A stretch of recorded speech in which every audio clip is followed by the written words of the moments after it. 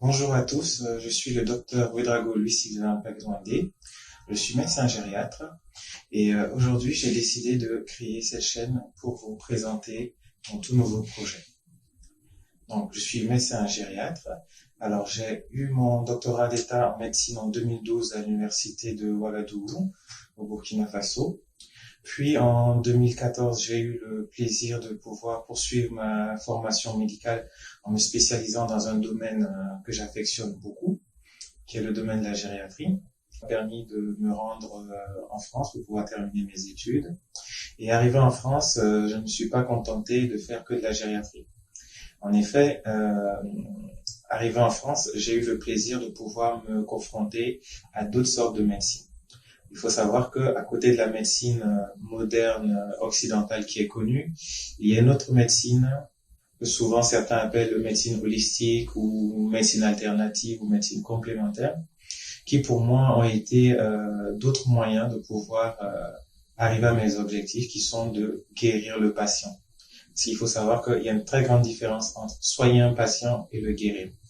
Et mon but en tant que médecin est de guérir tous mes patients et pas me contenter de les soigner.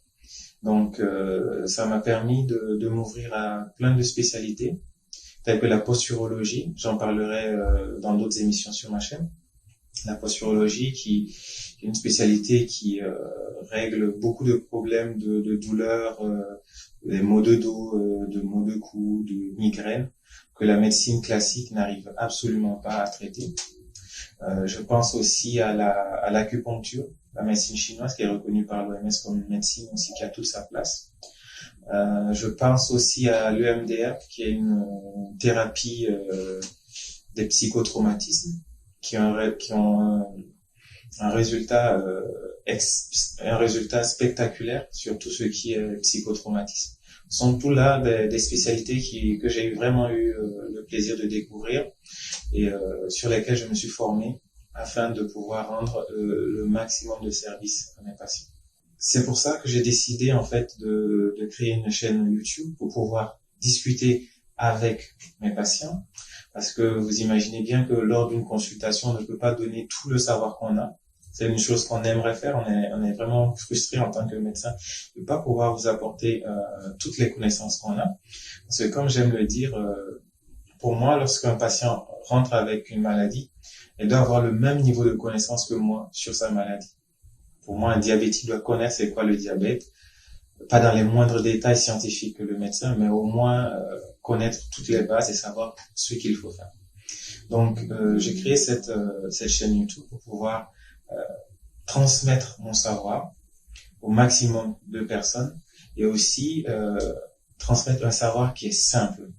Parce que ce qui nous a beaucoup été reproché en tant que médecin, c'est que l'on parle avec des gros mots que personne ne comprend d'ailleurs. Parfois même nous, on cache parfois notre ignorance sur des gros mots savants, mais en réalité, lorsqu'une chose elle est bien maîtrisée, avec des mots simples, on peut les apprendre même à un enfant de 5 ans. Donc l'objectif alors de ma chaîne, c'est bien ça, c'est de faire de la vulgarisation des connaissances que j'ai.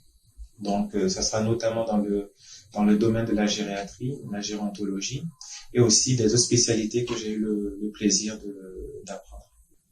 Ça sera vraiment avec plaisir que je vais pouvoir vous partager toutes ces connaissances-là. Et si ce plaisir-là est partagé, je vous propose alors de vous abonner à la chaîne, surtout la diffuser à tout votre entourage, partager cette émission parce que vous pourrez peut-être par là sauver une personne, parce que ça va être vraiment de cela qu'il va s'agir. C'est de vous donner des conseils que vous allez pouvoir mettre en pratique et qui vont pouvoir vraiment apporter un changement palpable dans votre vie. Donc, aimez la vidéo, partagez-la, abonnez-vous. Donc, pour commencer, en fait, je vais essayer c'est une vidéo introductive, donc nous allons parler dans un premier temps de gériatrie et de gérontologie. Ensuite, nous allons parler d'un sujet qui me tient beaucoup à cœur, qui est la prévention du vieillissement.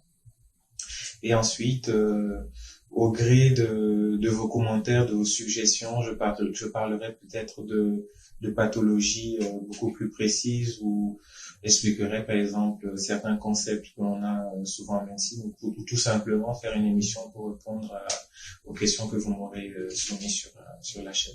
Donc aujourd'hui, je me proposerai alors de vous parler de gériatrie. Alors la gériatrie, comme je l'ai dit tout à l'heure, c'est ma spécialité, une spécialité que j'affectionne beaucoup, une spécialité que j'ai choisie parce qu'on me l'a présentée comme étant une spécialité qui ressemble à la base à de la médecine interne. Vous savez, la médecine interne, c'est ce pan de la médecine là qui traite de pathologies hyper complexes, hyper rares. Moi, j'ai toujours aimé les challenges, donc c'est pour ça que je me suis dit, une spécialité en plus qui n'existe pas au Burkina Faso, ça serait très bien que je puisse me l'acquérir. Et ce qui m'a accroché à la gériatrie, c'est son volet prise en charge et prévention du vieillissement. C'est vrai qu'en gériatrie, on s'occupe beaucoup des maladies, mais moi, ce qui me passionne le plus, c'est vraiment éviter que ces maladies-là n'apparaissent. Donc, sans plus tarder, on va essayer de rentrer un peu dans le vif du sujet. Qu'est-ce que la gériatrie, la gérontologie? Il y a beaucoup de termes qui sont mis là-dessus. Je vais essayer de vous donner quelques explications assez claires. Déjà, lorsqu'on parle de gériatrie, on parle de personnes âgées. Vous savez, la racine du mot veut dire personne âgée, veut dire vieux. Pour commencer, on parlera d'abord de gérontologie, parce que la gérontologie, c'est une science qui s'occupe de tout ce qui a trait à la personne âgée. Alors, c'est une spécialité qui est hyper large, hyper vaste, parce qu'elle va tenir en son sein, par exemple, des domaines comme l'économie. C'est pas étonnant, hein. Vous savez, la gestion de la personne âgée est un domaine dans lequel on brasse de grandes quantités d'argent. Vous savez, la personne âgée, en matière de soins, en matière de prise en charge, c'est un secteur dans lequel on demande beaucoup de fonds sur le plan financier pour pouvoir les prendre en charge effective, ne serait-ce que pour l'achat des médicaments, la demande d'examen, à l'adaptation par exemple de l'architecture à la personne âgée, l'offre de soins à la personne. Alors, c'est un domaine où les prix peuvent monter très rapidement. Donc, il faut tenir compte de ça. Donc, la gérontologie va s'occuper, par exemple, de cet aspect économique de la personne âgée. Il y a l'aspect démographique, par exemple, parce qu'il faut savoir que le nombre de personnes âgées commence à augmenter de plus en plus dans tous les pays du monde.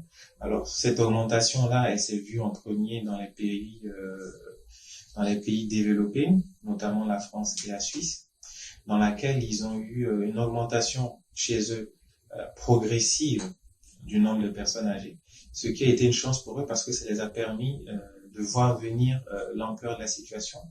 Parce que lorsque vous avez une population dans laquelle 20 à 30% de votre population sont des personnes âgées qui ne produisent plus de revenus, qui en consomment et de surcroît sont parfois malades, ça vous oblige à modifier complètement votre vision des choses, vos perspectives, votre organisation de vos structures.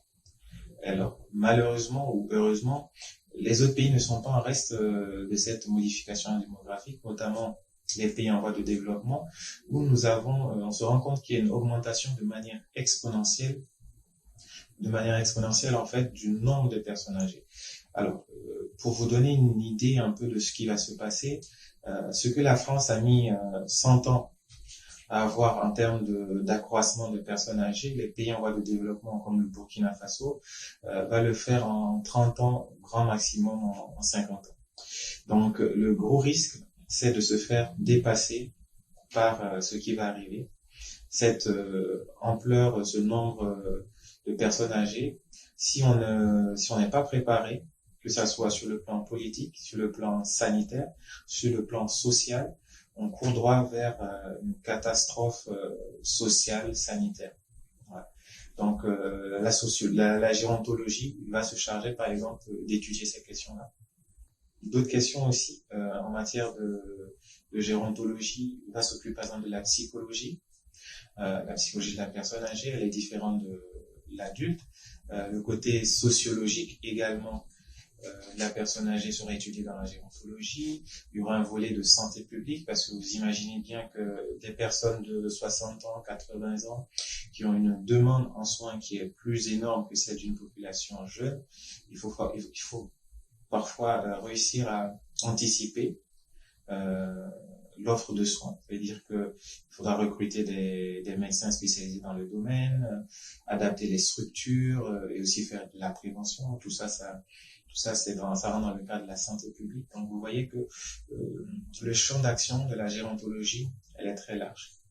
Et pour revenir à la gériatrie qui est dans la gérontologie, la gériatrie est une spécialité médicale qui va s'appesantir uniquement sur le volet purement médical. À l'instar des autres spécialités telles que la pneumologie, la pédiatrie, la gériatrie est une spécialité identique qui va en fait s'occuper que des personnes âgées. Alors, un petit mot qui est intéressant quand même d'histoire à rapporter sur la gériatrie, parce que la gériatrie est l'une des dernières spécialités à venir au monde, si je peux m'exprimer ainsi.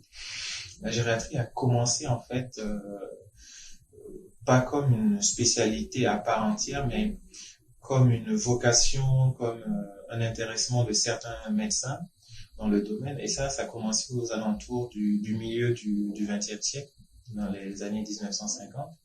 Et elle est arrivée au stade de spécialité reconnue en France qu'en 2004. Donc, imaginez-vous, en fait, tout le parcours que ça fait. Donc, la reconnaissance, par exemple, en France, comme spécialité en 2004, nous montre que c'est une spécialité qui est relativement jeune. Donc, ce n'est pas étonnant de se rendre compte que cette spécialité-là, elle est extrêmement rare dans les pays en voie de développement, pour ne même pas dire inexistante dans certains pays. Voilà. Donc, la gériatrie, elle va s'occuper donc des problèmes de santé de la personne âgée. Alors, vous me direz, c'est quoi une personne âgée? Ça, c'est une très bonne question. C'est très compliqué de définir la personne âgée parce que ça demande plusieurs critères. Donc, il y a des critères, par exemple, sociologiques, morphologiques, biologiques. Il y a plein de critères. Et pour simplifier les choses, on s'est donné comme base le critère chronologique, donc ce qui veut dire l'âge. Donc, on a décidé, vous savez, l'OMS et certaines structures ont décidé de mettre un âge à partir duquel on considère que telle personne ou telle personne est considérée comme une personne âgée. Alors, l'OMS a décidé de prendre comme limite l'âge de 65 ans pour définir la personne âgée, en sachant que dans les pays en voie de développement, cet âge est revu à la baisse. Donc, dans les pays comme le Burkina Faso, la personne âgée, elle est considérée dès l'âge de 60 ans. Cela est dû à plusieurs considérations, parce que cela dépend de l'environnement dans lequel on vit, les conditions de travail, la pénibilité, les infections. Tous ces facteurs-là concourent à accélérer le vieillissement. C'est la raison pour laquelle nous avons une petite disparité d'âge.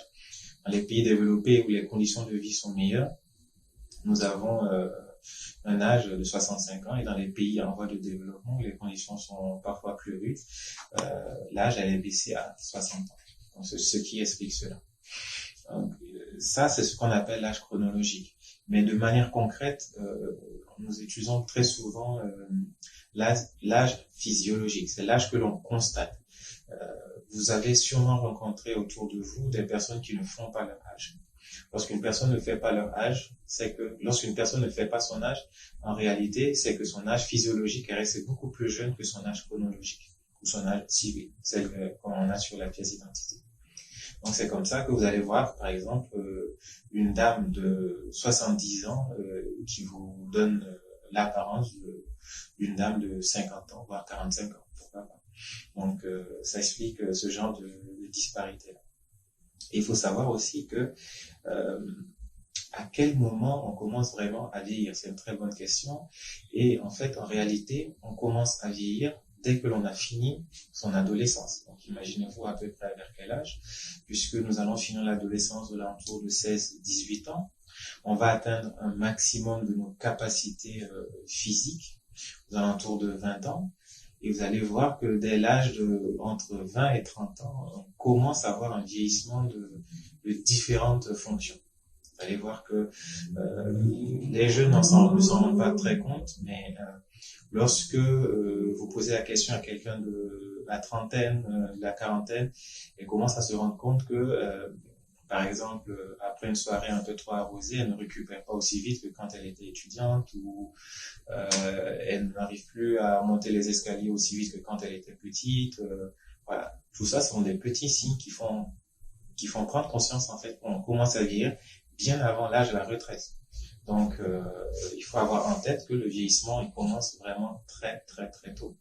Le vieillissement ne commence pas lorsqu'on a les cheveux blancs. En ce moment, c'est déjà trop tard. Le vieillissement, il est installé depuis belle lurette. Il faut savoir que la gériatrie est une spécialité qui est à la fois holistique et sociale. Lorsqu'on dit une spécialité holistique, c'est une spécialité qui prend le malade dans son ensemble. Lorsque vous allez voir, par exemple, le cardiologue, il va s'occuper de vos problèmes de cœur. Si vous voyez le gastro, il va s'occuper de vos problèmes de digestion. Mais lorsque vous allez voir le gériatre, il va s'occuper de tous vos soucis.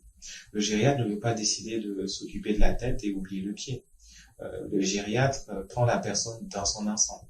Donc le gériatre va s'occuper de vos problèmes de nerfs, de vos problèmes d'arthrose, de vos problèmes de digestion, de vos problèmes psychologiques, de vos problèmes neurologiques.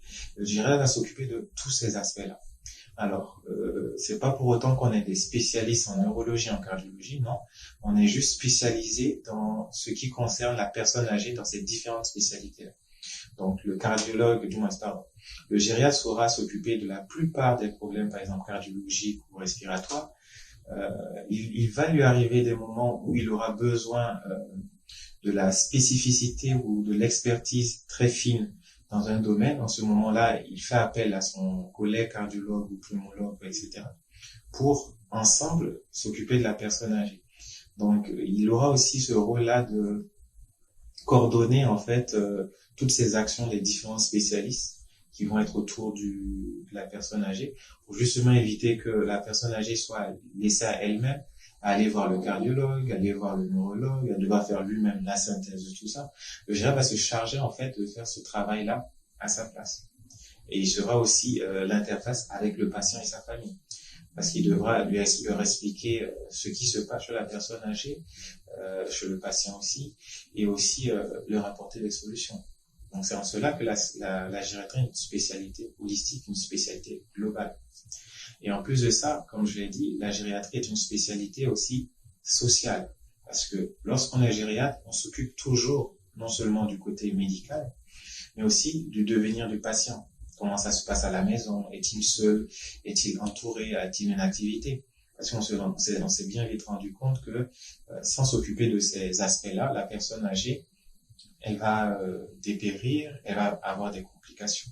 Voyez-vous, lorsque le cardiologue traite son insuffisance cardiaque, je ne dis pas que le cardiologue n'est pas un médecin empathique, mais ce n'est pas sa spécialité de s'occuper de comment la personne mange, comment elle fait sa toilette à la maison. Non. Et c'est pour ça que la gériatrie a ça en plus de non seulement s'en occuper et même prévenir, aller au devant, poser la question. Comment vous mangez? Êtes-vous seul? Votre famille est-elle toujours là? Comment vous faites pour avoir des revenus? Etc. Voilà. Donc c'est ce qui fait un peu la spécialité de la gériatrie au sein de ces autres sœurs spécialités.